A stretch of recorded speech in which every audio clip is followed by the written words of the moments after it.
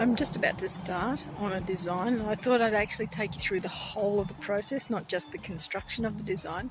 So this is for an international competition, and the topic, the class title, is Southern Heat. So my first thoughts around that were about, because it's summer in Australia, it was how hot it was in Australia. And then I started to think about chilies and flames and all that sorts of thing. So if I just bend down here, and I'll show you a candelabra that I have that has this wonderful sort of, to me, flame shape or heat shape, heat rising, that sort of motion. And so I'm going to use that as the basis for the design, and I'll put it on a board and think about some colours and some plant material to use with it that enhances the idea of heat rising off the base on which this sits. So in the next video or the next images, you'll see the progression of this design through to its final submission.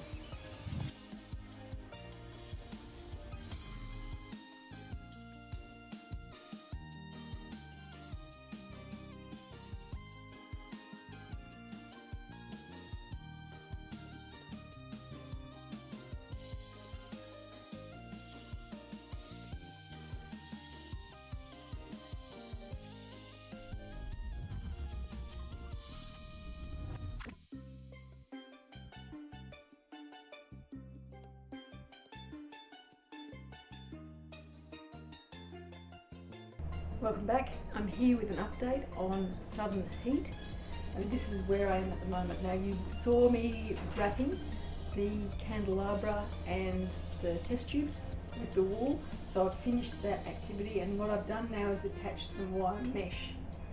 What I want to give with the wire mesh is the indication of a flame. So I've used the copper coloured wire mesh, decorative mesh, cut a couple of holes in the mesh to secure it. I've woven it so that the ends of the candelabra on the outside, the inner ones are at the back, to give it a bit more depth. Again, with the wave shape, to give it a bit more depth, the flame shape I should say. I've actually trimmed some of the edges around there, and I'm going to curl them up so that it just gives that hint of flame activity. What I need to do next with this is actually paint it in a couple of different colours. And interestingly enough, in the research to do the painting, in my mind I had that flames went from red to orange, and in fact they don't, they go from orange to red. So I had to adjust the flame shape that I'm going to spray paint onto this. I've drawn some templates. I'm going to use the templates to give it a few different wave activities, flame activities along the shape, and I'll show you the finished product in a couple of hours.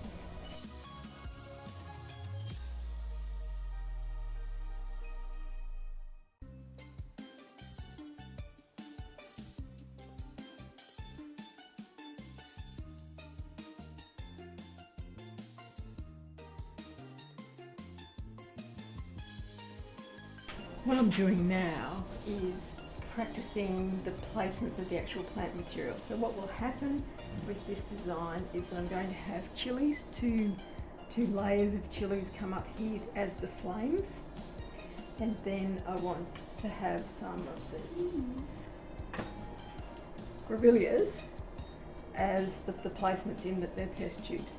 They're a great Australian native, the colour looks right, they're alive in the sense of, a bit like a flame, so southern heat, southern hemisphere, southern heat. So what I do is just, these are the test tubes that I've covered in the wool, ready to go into the design.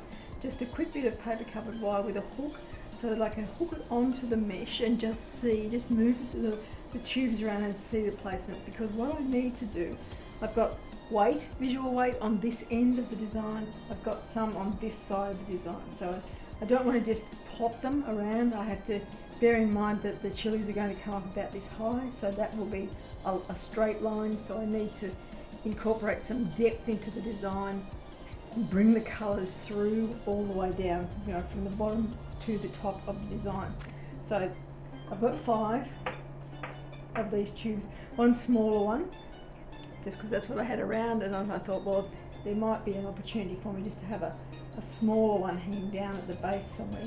So I'm going to just have a play and see where the placements look right to me, and then I'll leave it for probably 12 hours before I start to try the actual plant material in the design.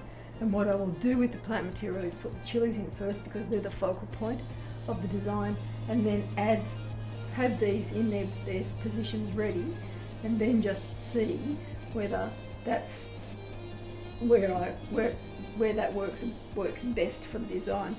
The other thing that I should probably point out is that the mesh is now tied on with paper cover wire because I need the strength and stability, but then I've gone over where the paper covered wire is with some of the ribbons, so both the wool rather, so both the red and the black, so that where they're secured to the mesh is secured to the frame, it's hidden from view.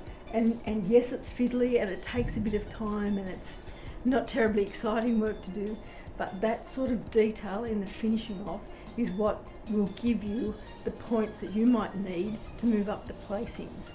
Sometimes half a point can be the difference between first and second, so always finish off your designs as neatly and as cleanly as you possibly can. We're back working on Southern Heat, and I've just put this behind it so that you can actually see how the structure is going now. So the candelabra, red wool and then black wool. I've also got a vial here which is quite hard to see because it's covered in the black wool as well. A vial with some black wool there and up the top here so that we get the flow through in the design. And this is to give it some depth, because whilst I've got that one there and that one there is an indication of depth. This one here will give you much more of an idea of looking through the design. So it's simply some wire, again wrapped in the wool. And you watch now the difference. Yeah, obviously you can see it on there because of the light background. When I do the photograph, it will be against a black background.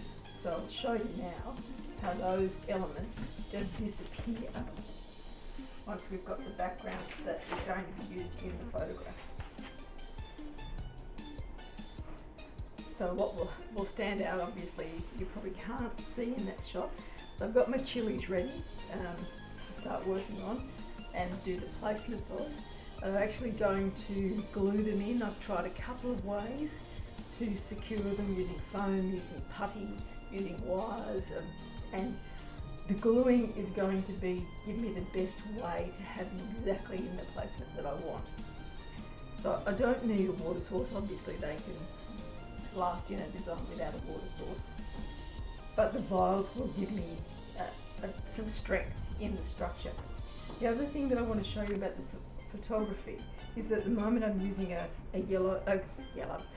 green cloth on the table just to remind me about the colours and the contrast that I'm trying to get in this design. When I do the photograph, this back screen is actually much longer so that I can bring it forward, and I'll show you what. Have to be very careful of the light. You can see now how much shadowing there is in this because of where the light's coming from, so that I'll probably change the angle of the table so I'm not catching as much light, because all of that detracts from the design. This is going to be judged by the image, it's not going to be judged live. So when you're taking the photographs, you really do need to ensure that there's nothing that will distract from your design. It's not just about the backdrop material that you might use, it's that it's uncreased, that it's not dirty, and the shadows, because the shadows are the thing that we forget, we don't notice as much.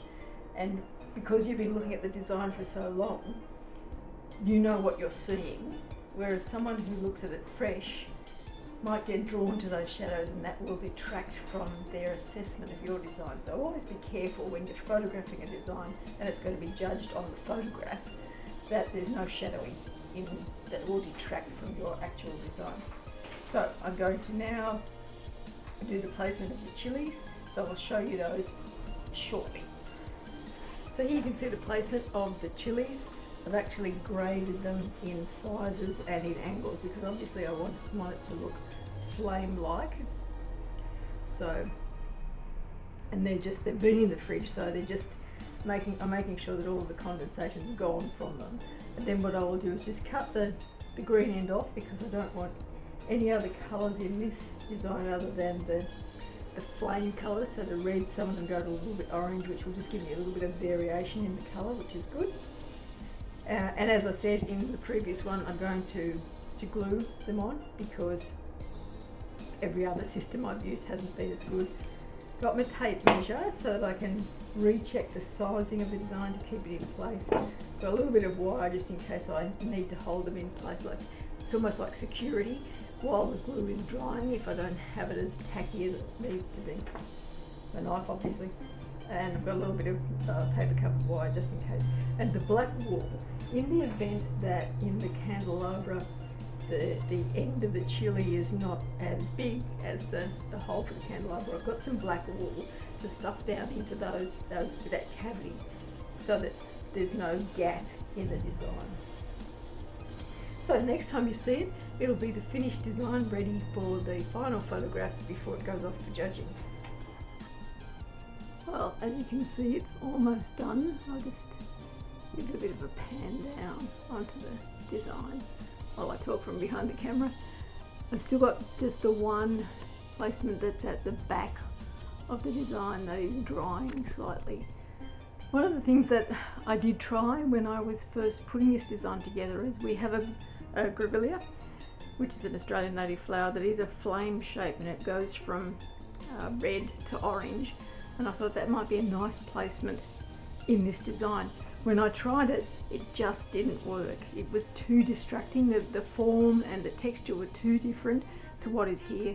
So what we've got in this design is some very strong lines, some very strong colours. We've got smooth and shiny surfaces, we've got dull surfaces, and we've got some furry surfaces in the black wool.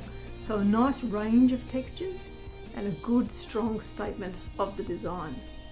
I'll let you know how it goes.